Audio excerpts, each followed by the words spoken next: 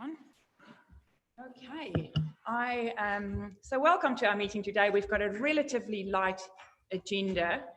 I do have an apology from Councillor Worsnop for lateness. She hopes to join us at around 9:30, 10. I've got a mover in Councillor Wharehinga, second in Councillor Seymour, all in favour, contrary carried. Do I have declarations of interest today in regards to what's on our agenda? Thank you for that.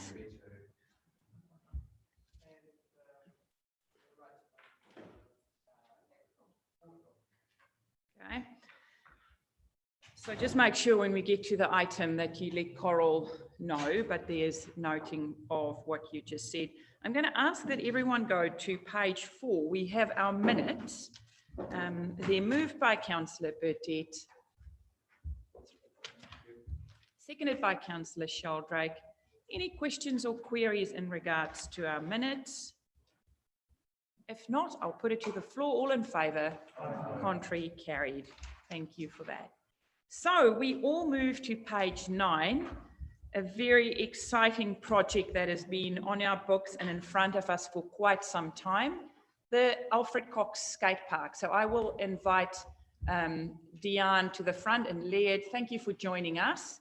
And are you going to do a presentation or just take it as read, because we've got all the information in this report? Thank you for that, and the floor is yours, and then we'll ask councillors to if they have questions.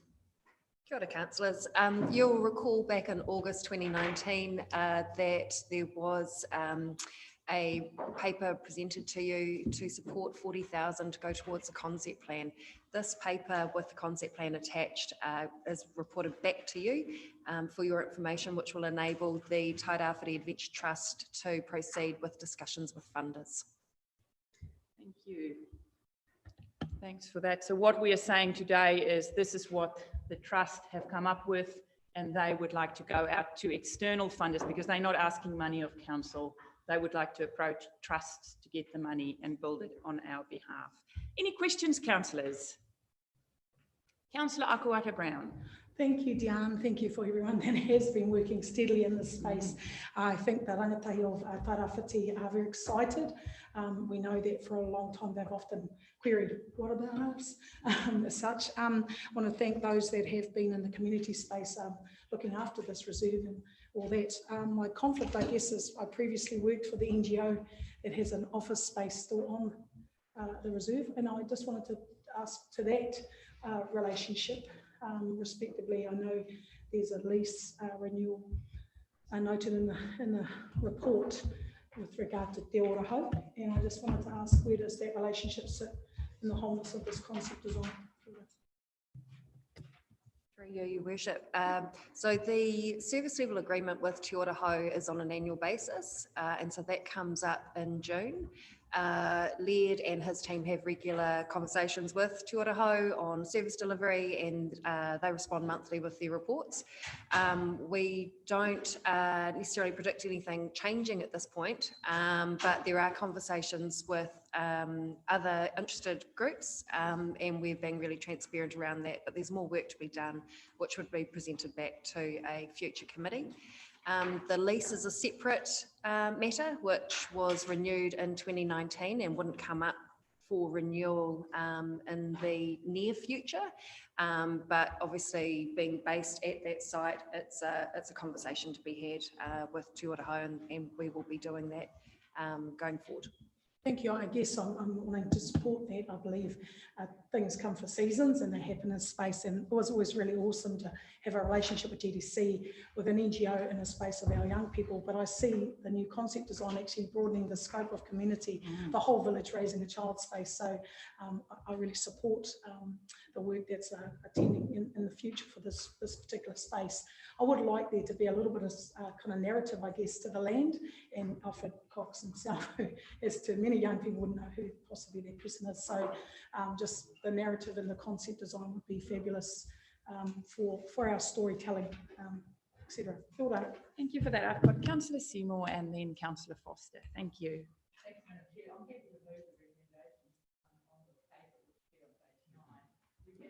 You've got a seconder here. No, you've got a seconder here with Right. councillor Petit. It is a great project. It does look neglected, and many other towns of our size have a really great skate park for their young people. So I think it's certainly timely and well done to the team that proposed to get out and try to raise the money for it. It's a really excellent draft drawings that we have, and I imagine that it's not going to be a cheap exercise, but it's great that council seeded it in the very beginning with the 40K, and I certainly wish them all the best in getting on and raising the funds and getting the project done. So I'm happy to endorse it. I support Councillor Brown's comment about some storytelling around the location would be good as well. Thank you. Thank you for that. Councillor Foster. Yeah, actually, I was going to move it as well, but Okay. Councillor Seymour beat me to it. But yeah, I'd just like to congratulate the team at the Tairawhiti Adventure Trust for their hard work, and the plans are absolutely awesome. It'll be a great community asset when it's done, and good luck for the funding. Okay, so I'm going to ask if anyone wants to speak against it, because I'm not going to have 14 speeches now saying how wonderful it is, because I think we all know how wonderful it is. If you want to say something opposing it, Councillor Robinson. Not opposing, but I don't want to do an endorsement. It's already been said. Thank you very much. My only question was, and sorry, I have to run off a hard copy because my computer decided to misbehave. So I can't see my notes. It was around EV consultation. Yep. Page 11 Yes, of 61. so 9. So under summary on page 9, it says, second paragraph down, preparation of concept design was considered necessary to enable an interested community group trust to proceed with early discussions with iwi and potential funders. Now the recommendation then is to endorse the trust to recommendation 2 to progress with potential community funders. The iwi consultation as an ongoing obligation is not captured in that recommendation. I was surprised because it was in the summary. I do see there has been some initial iwi consultation. Certainly the caliber of the people involved, the community people involved with this trust, I have no concern they wouldn't consult iwi, but I'm surprised it's not in the recommendation that Wouldn't usually be in there. No, it's not usually in the recommendation. no, I understand they've engaged, some engagement has been done, but Number 16. yeah, there'll be further engagement. Yeah, so that's captured there. Any other discussions? Okay, Councillor, first Councillor A and then Councillor J. Yeah, thanks. No, it's all awesome. Just wondering about the relationship between council and the trust, because I wouldn't want the trust to be getting far ahead of us and then having to come back to some sort of. So, is there an association between council and the trust so that we're not going to get, they're not going to get too far in front of us and have to come backwards? Through you, Your Worship. So we're working together. So we understand now that they'll be having further conversations to fund the detailed design. And at that point, I would imagine that we would come back to council again to update you. And also, obviously, they'll need to go through resource consent process and funding. So we'll be reporting back regularly to keep you up to date. Thank you for that, Councillor Wharehinga and then Councillor Sheldrake. Thank you. Cool, awesome. Yeah, absolutely endorse this project as a former skater. Can you ever be a former skater? Are you still a skater who doesn't skate anymore? But also a current dad of many skaters. And that's actually where I wanted to ask my question around was, and I know that we have our Adventure Trust whānau here, but I know due to level 2 COVID stuff, we can't do the mixing and matching of bubbles. But I did want to know, do you guys know how much the skate community was engaged in regards to this? Through you, Your Worship. As part of the early engagement with the user group, there was the designer, Rich Landscapes, actually came to Tairawhiti and had a sit down with all interested parties down at Alfred. That includes 2 wheels, 4 wheels, all users of the park, and gauged their interest and got their feedback as to what they'd like to see as part of the project. Awesome. Yeah, this is strategically like a really great move because skating is really starting to build in our communities. It's massive. Thank you, Lead. Councillor Sheldrake and then Councillor Hughes. Thank you. Great. I just want to be sure that there's not going to be a third party come along like the Olympic pool and suddenly want to talk design, shape, size and all that because of world championship status or whatever. So that's not going to happen this time? Your Worship, I understand with support from Tairawhiti Adventure Trust that we've captured all those that are interested in what we're developing or what's being developed at the skate park. Councillor Hughes. No, I appreciate the design and obviously the efforts to go out and get external funding. My question is just about whether the funding application is going to be tied to that location, with all this talk about hubs, whether that's the only option for a skate park and whether we can tie in other sporting kind of hubs into that maybe location or have the skate park elsewhere. Through you, Your Worship. So the Skatepark Project is considered one of those early win projects which Abby Banks came to this committee, I understand, in December last year. So it already lends itself as being while it's not a typical recreation or sporting sort of venture, it is a collaboration between a number of wheeled activities.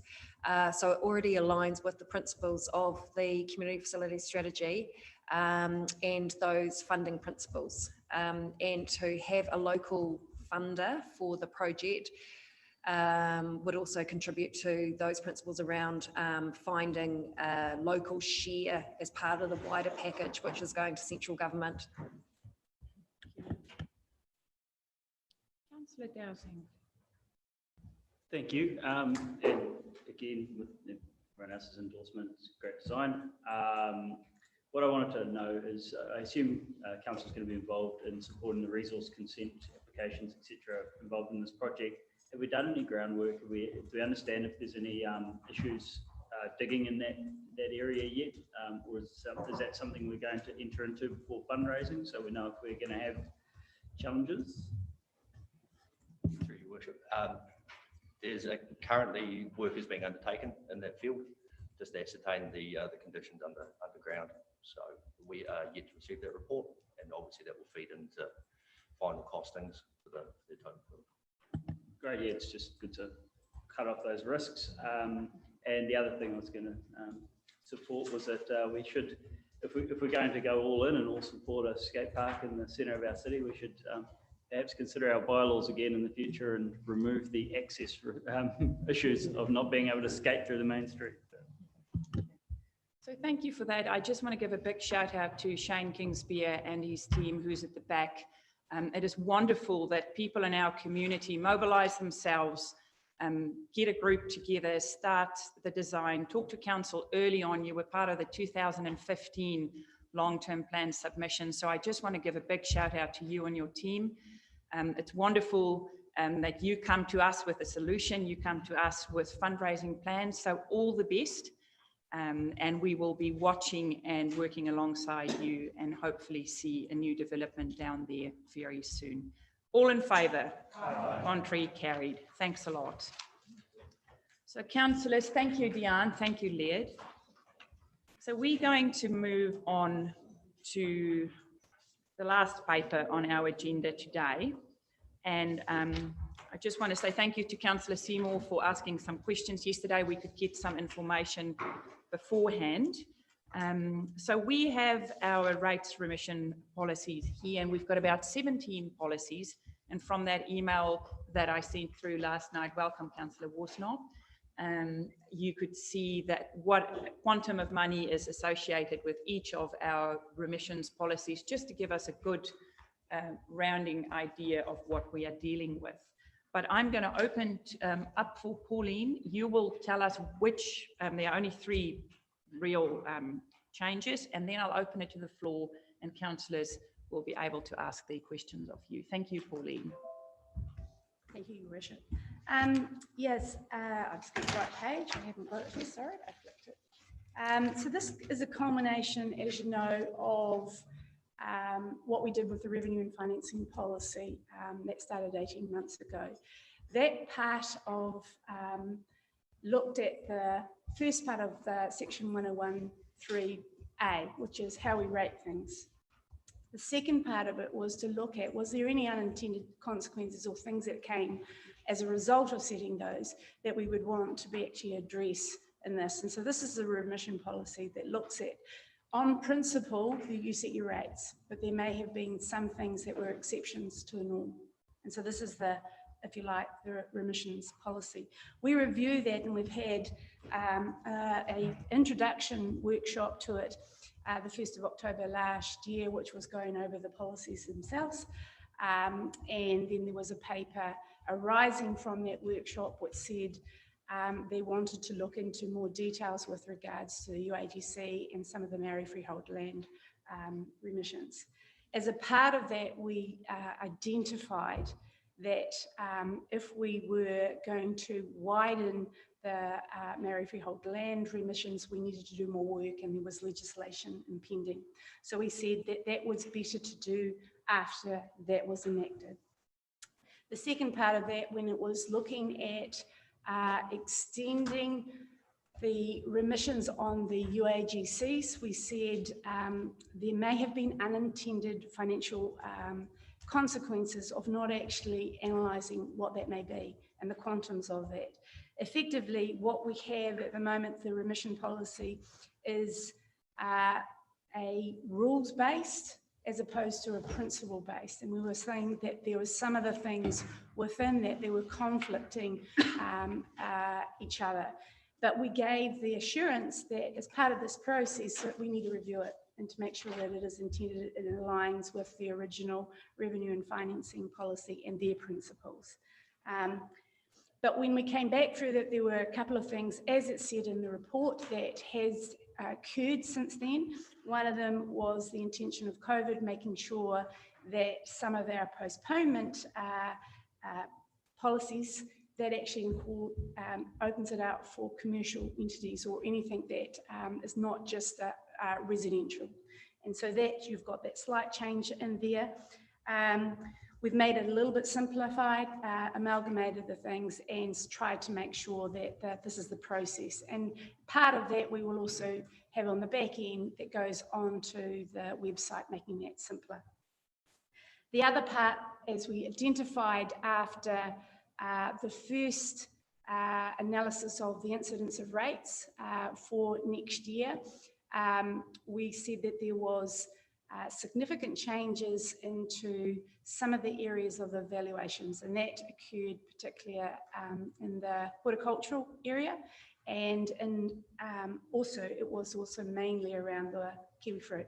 So we said in that time, should there be some changes to the current remission policy that allows to reflect a sort of a maximum, which was $7,000, and then a lower threshold that if it was less than $100, that wouldn't be applied. And in that, instead of an automatic process that people would apply for it, but we would try to make it as simple as possible and not a long time frame process. The initial ones where the remissions on the horticultural was applied on 2 capital value rates, and that was general rates and the subsidised roading rates. When we separated those out, it's in there, is looking at that it could be, and the policy is written to that applies only on the roading remission rates. But if there is need for, in certain circumstances, that 7,000 threshold could apply to how it was calculated with the general rates. But I'm happy to take any questions specifically with regards to how it works, the impacts, etc. Okay, Councillor Burdett. Yes. Subject close to my heart. 2 questions. Firstly, who put these policies together? Was it just staff?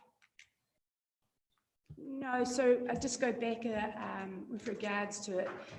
These policies are mostly unchanged, what you have since about 2003.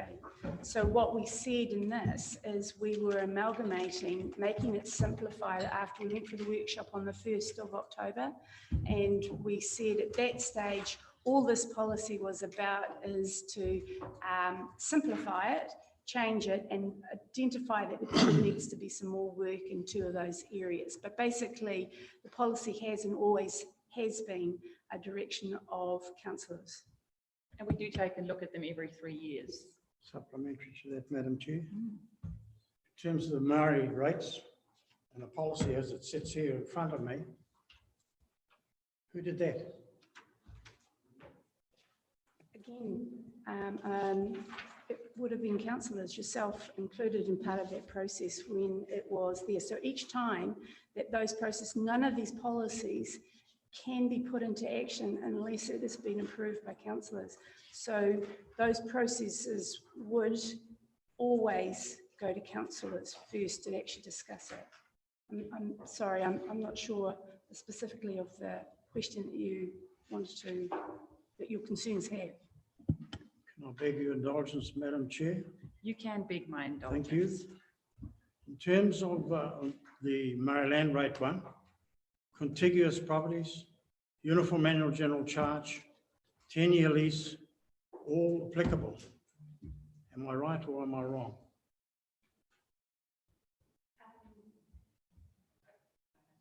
I'll just get Fiona to come with regards to, I'm just, because I'm not really sure what you're asking there. What is your specific question, Councillor Petit? Well, I have major issues in terms of this contiguous and how the revenue team interpret that, the uniform general charge as it's applied and how that's interpreted. And in terms, you'll get your chance, And in terms of the 10-year lease on Maori land, that's a very contentious one. So I will let Fiona to come with regards to it, but every definition is defined either in law or what's in the policy. We don't interpret it differently. And what the team do is make sure that if the rating information is updated, they have to see it and apply it. And as it says, anything that that can be applied, there needs to be a tenure to say that who is leasing it. Is there a lease in place?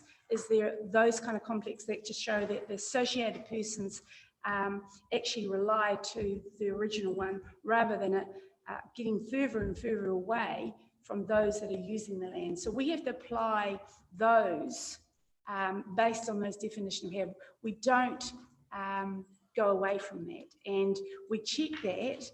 Also, we make sure we check it and we recheck it with our council of lawyers. So they're very, very much making sure that we're following each part of those kind of process. So, but if you've got specific questions on different things, Fiona might be able to answer more in details if you need it, or alternatively, we can take that offline if there's personal situations. Now or later? What's that? That's a question. Do you have a question? Yes. Well, please ask your question. What is the value of the remissions on Maori land right at present? Just through your worship, that was one of the requests that was sent through, and that was, and I can send out, there's extra copies. Yeah, So this copies was of emailed those. through last night, so you might not have seen it. And it says all the different policies that we actually have, the amount of the rateable units, and then the amount of quantum that is remitted with it. So, if you, yeah. Okay, I'm going to move on for now. I have got Councillor Robinson and then Councillor Seymour. Thank you.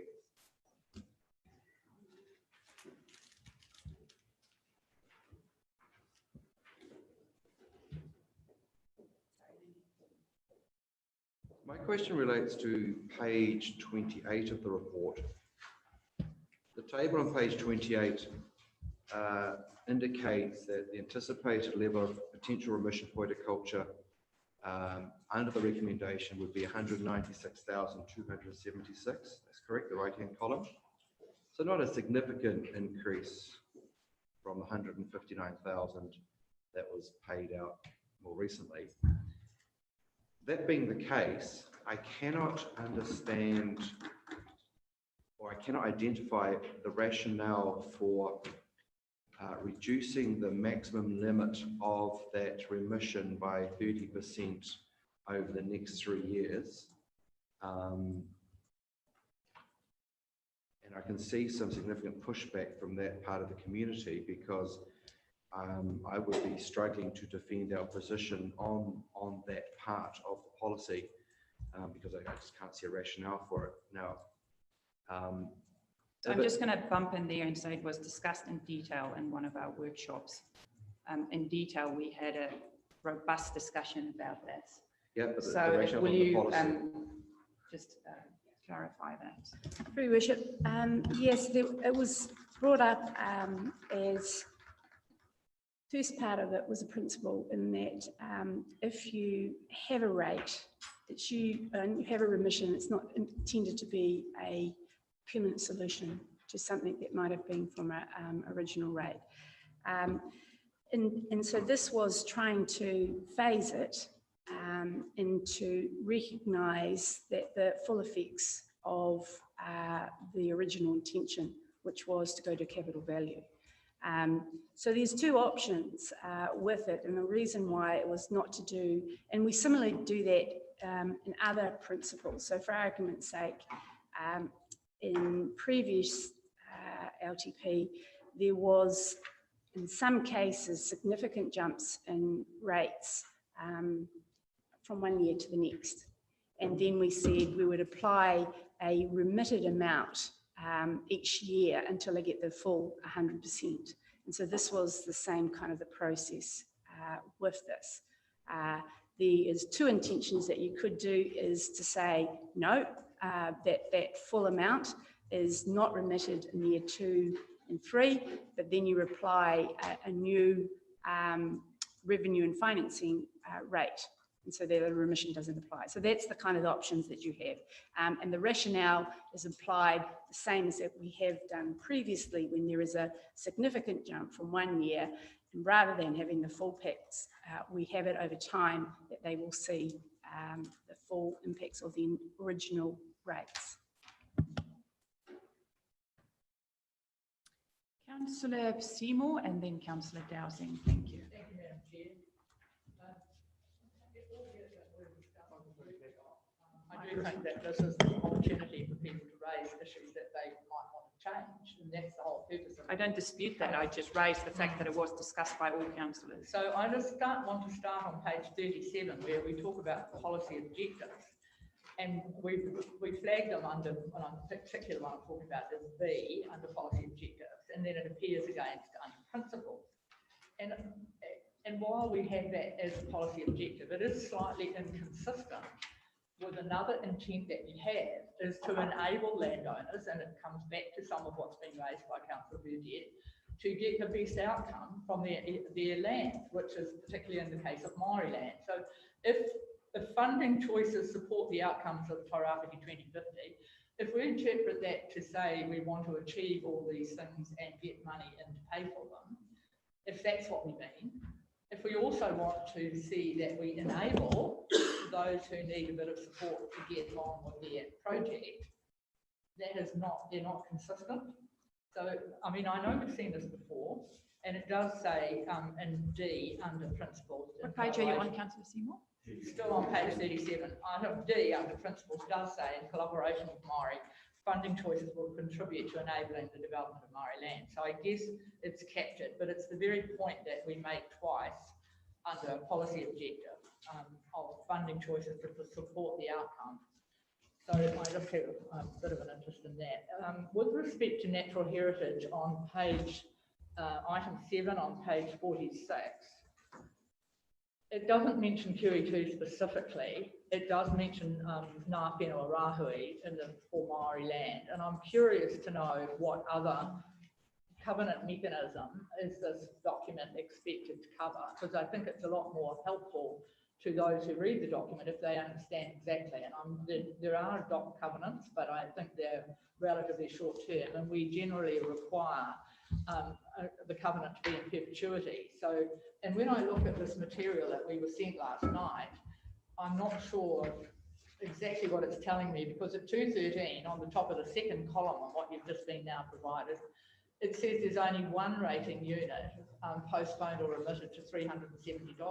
Well, there's about 1,000 covenants in the Gisborne district area, and each covenant is entitled to be remitted for the small area of land that it is.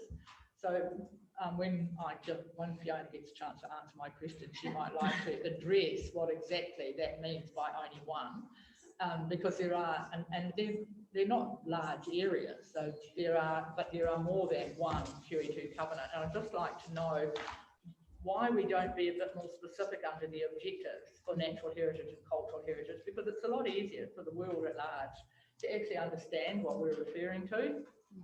So I'd like to see, because I think there's only about 3 mechanisms, so why don't we name them, and then the public can see when we read the document.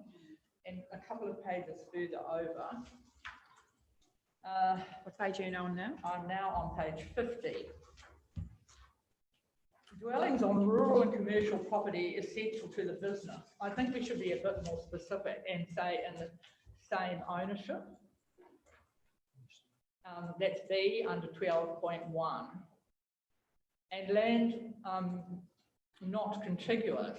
We're talking about land which is contiguous, and then we're talking about land, and there should be a bullet point, I think, there that says land not contiguous, but used for the same purpose and the same business, which gets back to what Councillor Burdett raises with us 100 times. And I think maybe it's time we looked at G on page 51, which is near contiguous rural properties up to 5k apart, operating as a single farming unit.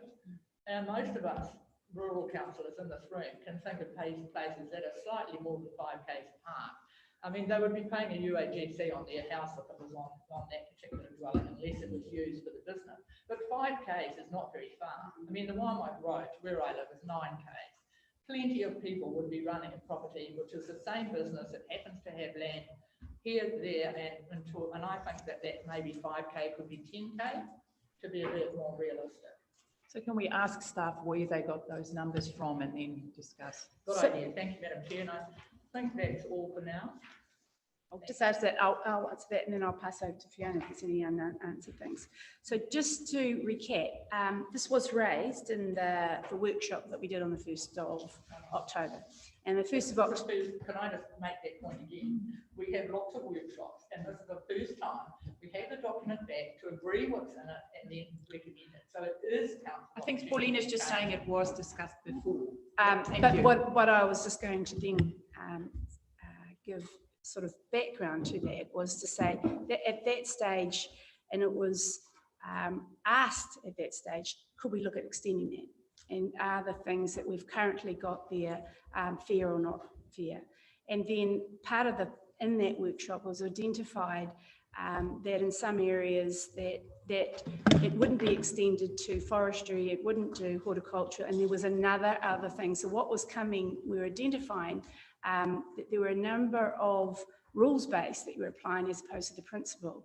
And so what we came back and we said, we'll come back to you with the outcomes of that. And that was in December. We said, in actual fact, we tried to quantify what would be the financial impacts of increasing these from a wider 5-kilometre contiguous, widening it up, and what the other things. And what we said and identified, and then that there were a number of conflicting principles of how it was applied, and that we needed to do more information. You're quite right. We need to come back to you and actually apply the same rigour as what we did with the revenue and financing policy, is to actually go back to your principles to see the things that are underlying this. Are they extended and actually examined and explained in the way that you want it? And then you get the quantification of it.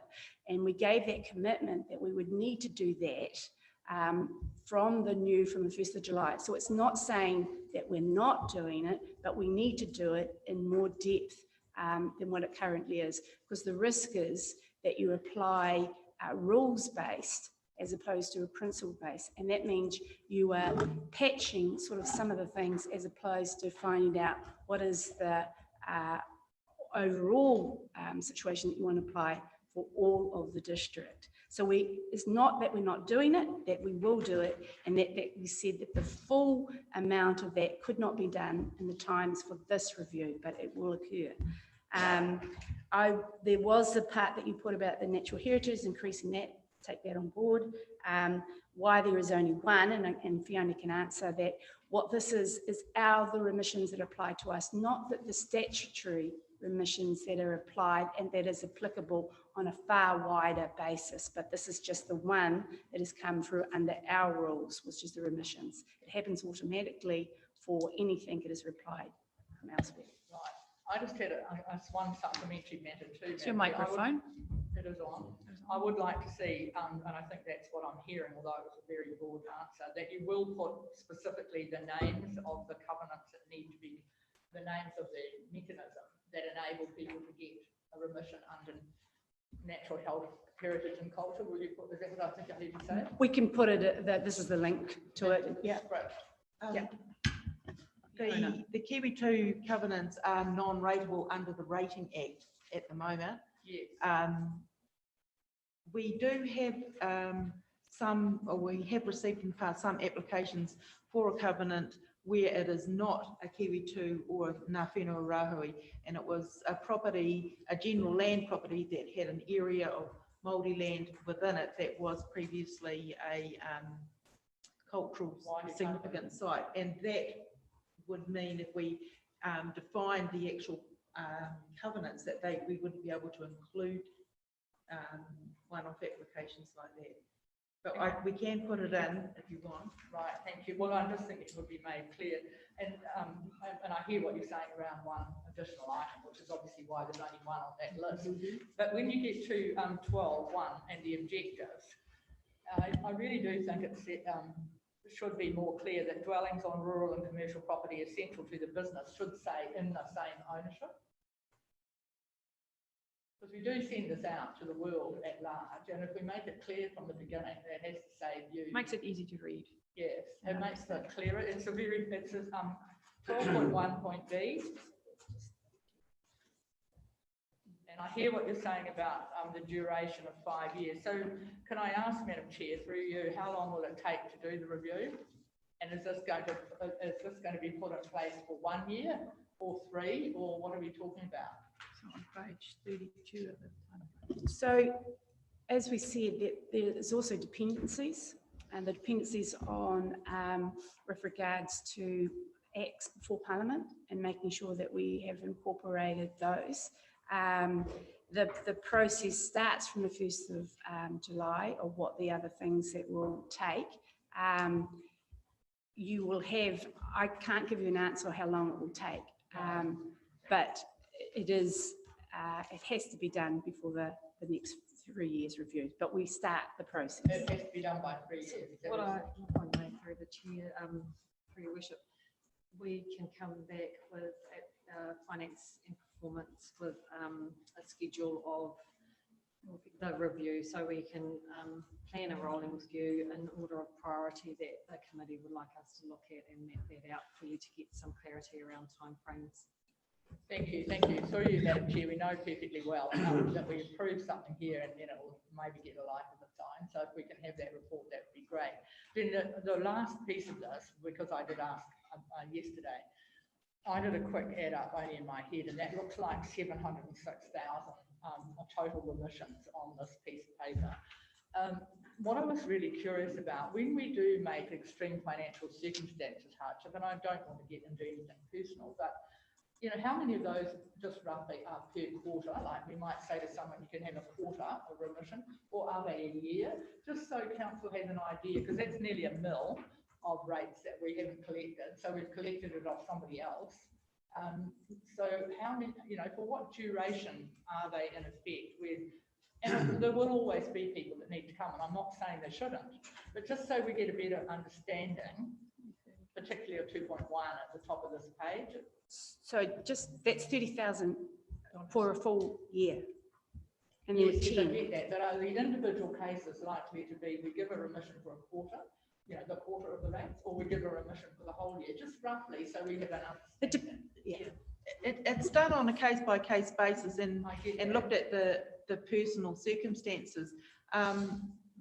We find that most people are asking about a whole year at once.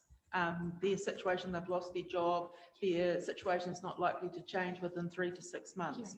So what we do is we extend payment time out for a year and then review it after that. And we're not necessarily giving all the rates, we might be giving a portion of it. We normally suggest that they go and look at whether they're eligible for a rate rebate, and then they would say pay the first equivalent of the first or second instalment. It just depends entirely on what their situation is. Yeah, I get that entirely, but really I'm trying to get a handle on, have we got 10 in there that are getting a quarter relief, we've got 2 in there that are getting a year's relief, but like you're obviously saying it's a mishmash. Yes. Fine, thank you. But the point is that's $700,000 worth of rates. Okay. No, just to clarify, it's 30,000. But you add the whole page. That's all your remittance? Yes, it is. Thank you. Thank you, Madam Chair. Okay, Councillor Dowsing, you were next, then Gregory, then Foster. Thank you. Are you just waving at me? It's never going to be a popular decision to remove a remission, so I'm happy to move this as an unpopular person. It's fine. Oh, shame. But I did have one question, and it was around the 30% year-on-year reduction Councillor Robinson raised, and I wanted to know, was the intention to phase that out completely over a 3-year period, which would mean a 1/3 reduction on the 2022 total each successive year, or to phase it out by 30% on the previous year, which means it's an ever declining scale, not a ever declining reduction? For your worship, it's ever declining. Ever declining. Okay, so ever diminishing, yeah, that's fine. All right, yep, I'm happy to move it. Okay, did I have a second in Councillor Hughes? And with Councillor Seymour's amendments around the natural heritage. Yep. Councillor Gregory, thank you. Thank you. My question is on page 30 with regards to community. Oh no, well, it's about engagement, but it says you're consulting with the 600 ratepayers currently receiving the permanent crop rate remission. Is this agenda the first time these 600 ratepayers have heard about this potential change? So this change, yes, that will be, but most of it was driven by the higher capital values. And so therefore the capital values was known at the end, sort of like the December. And so therefore we were quantifying what was the impacts. And so there has been a preliminary meeting with Fiona, myself, and our own rateable value with a group of affected kiwi fruit growers, and saying this is the process that we're going. We will give you a letter of what your rates were, what they will be, and so they'll have specific ability to engage throughout this process as well. Next, I had, if I can get my list, Kerry, Councillor Walsmore. Mine was just around point 2, economic development. Do we have anyone utilise that at all?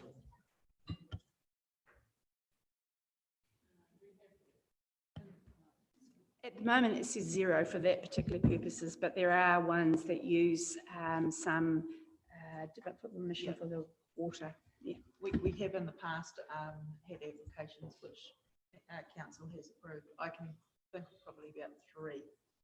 I've possibly got one that will be coming forward soon.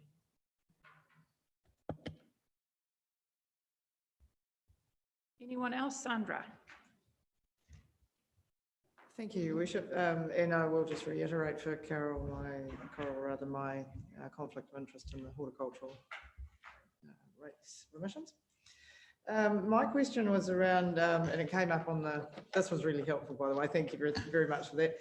2.11, and just looking at the way it's written out in the document, what is a rough percentage of, so you've got rates, water rates and penalties. If you were to pull penalties, penalties out of that, because I see they are listed as separate, 0.8 and 0.9 in the document on page 47. Where would that figure sit roughly? Yeah, is there a significant chunk of penalties? Is most of it in rates arrears and water rates? Yeah, how would that be broken down? Most of it is in penalties. So I probably use the rate of being able to remit a rate up to $500 maybe once or twice a year. It's not big. And the water rates, we do have instances where we do use those fairly regularly, but they're not big amounts. So the bulk of it is penalties. And really, as far as the water rates go, is that the one for, it's not the one for leaks, is it? Yes, yeah, it is. We do have some regarding the where there's a water leak on a property, and we probably get 4 or 5 applications a year on that. So the bulk of it is penalties. Councillor Akuata-Brown. Thank you, Madam Chair. I just have a query, and it's just me trying to figure out this word. I looked it up, and how many times it came up was within our policy objectives and principles, the word affordability. I'm trying to, like, with regard to all funding options consider affordability, that statement comes up a lot.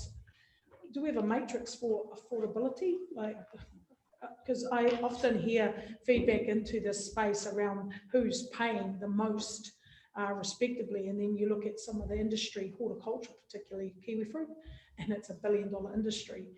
And I'm just trying to figure out who determines what affordability means when in region we know we've got a huge populace who don't earn significant monies as far as incomes, etc. So the word affordability, I was just wanting to know, how does someone determine that? Thanks, Claudine.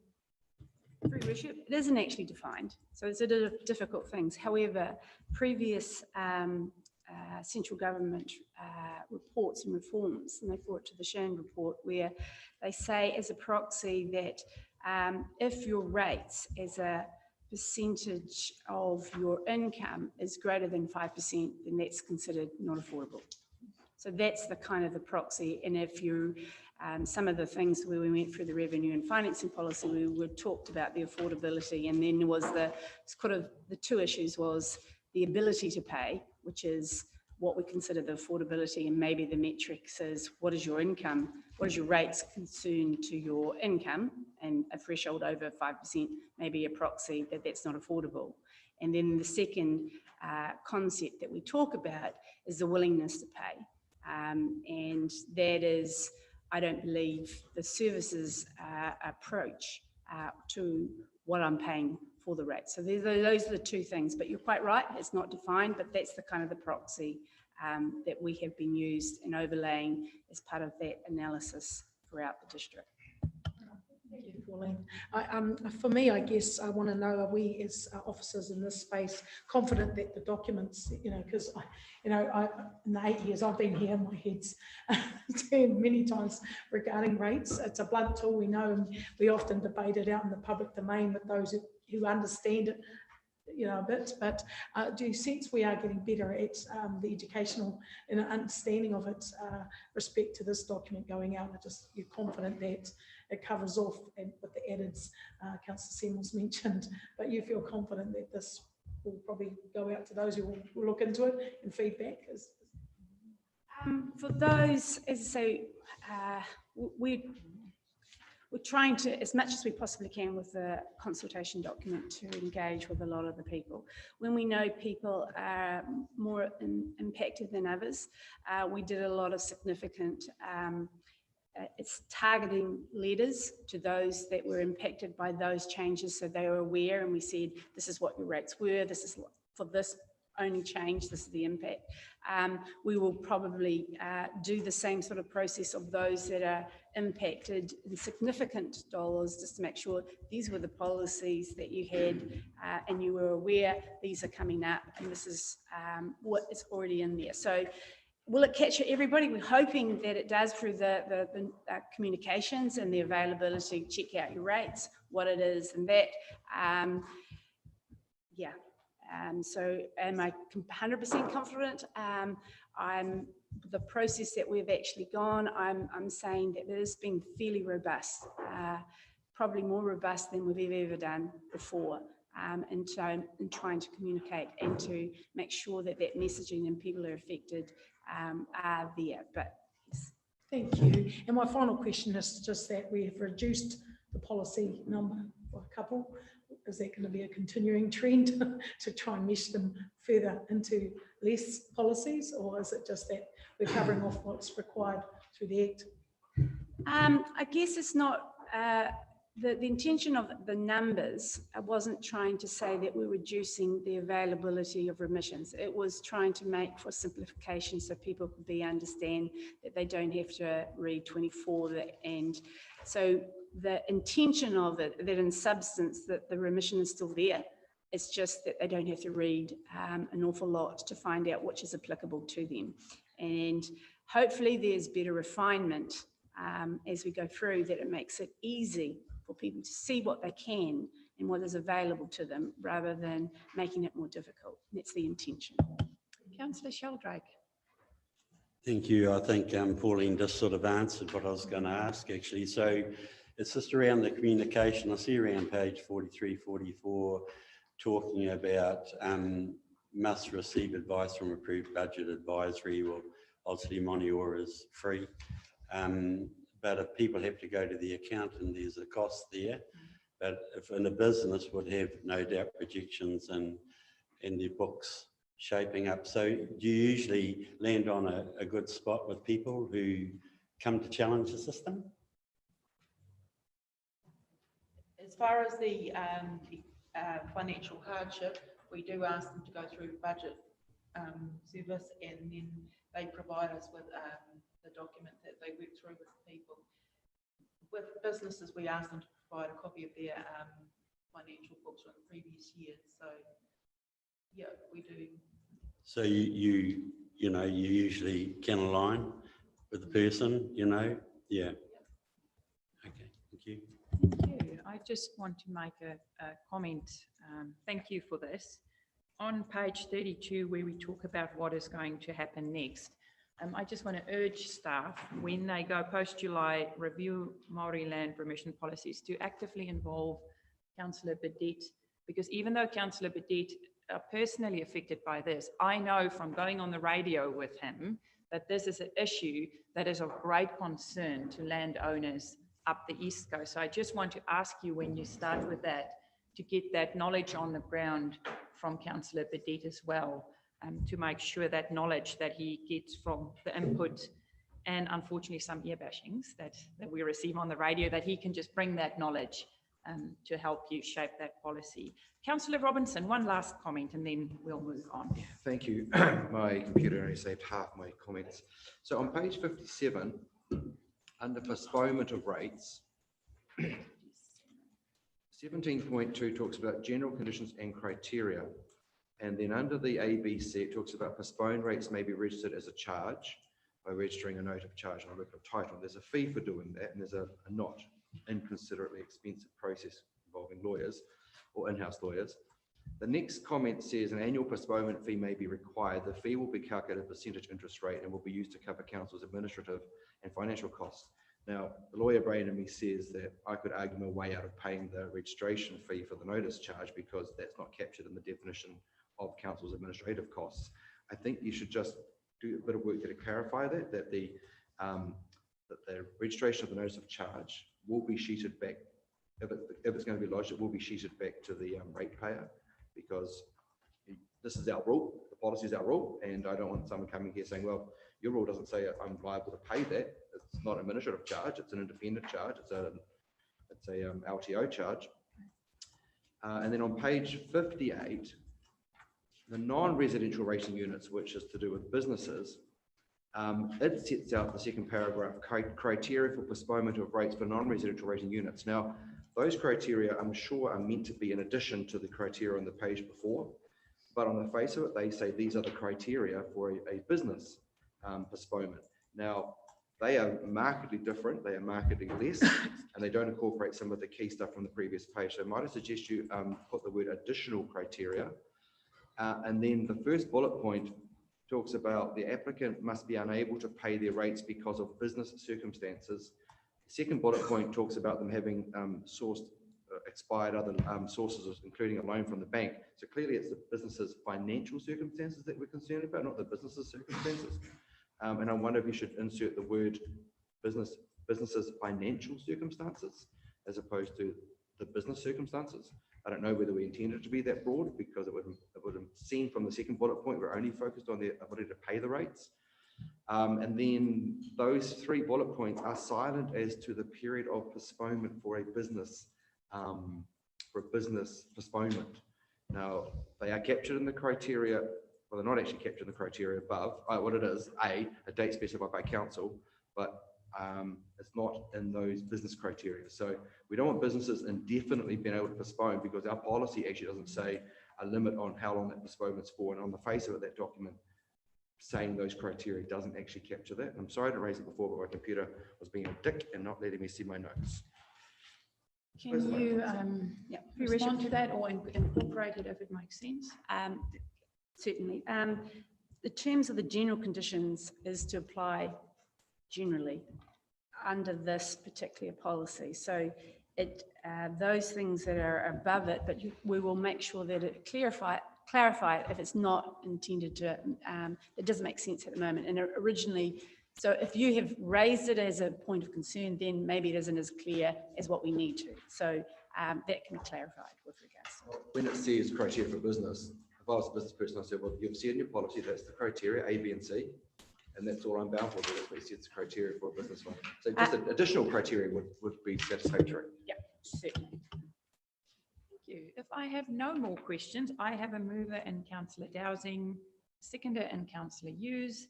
Thank you, Fiona. Thank you, Pauline. All in favour? Contrary, carried. So I declare this meeting closed, even though I've got a few things to discuss. So what we will do